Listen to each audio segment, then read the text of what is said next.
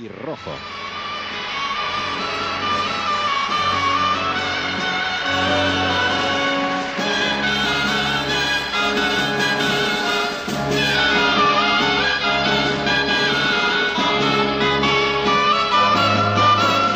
Entran en el estadio las banderas de Barcelona, Cataluña y España, que van a ser testigos del acto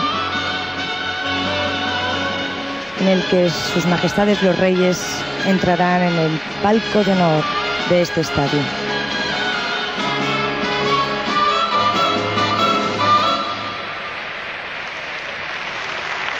Señoras y señores, hacen su entrada sus majestades los reyes.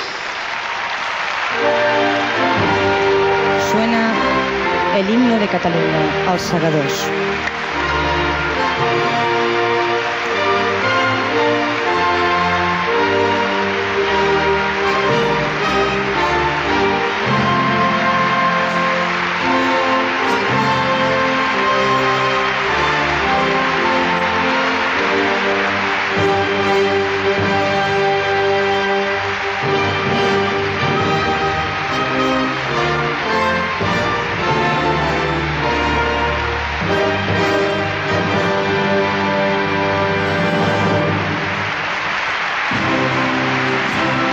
El himno nacional de España.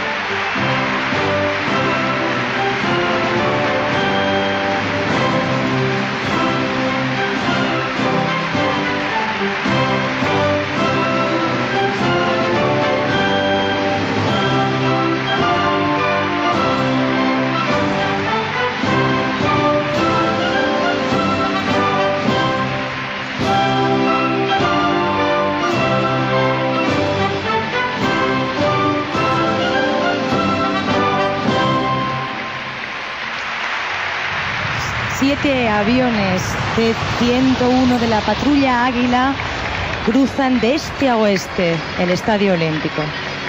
Los reyes de España están acompañados por el presidente del Comité Olímpico Internacional, Juan Antonio Samarán, el presidente del COP92 y el alcalde de Barcelona, Pasqual Maragall, quienes lo han recibido.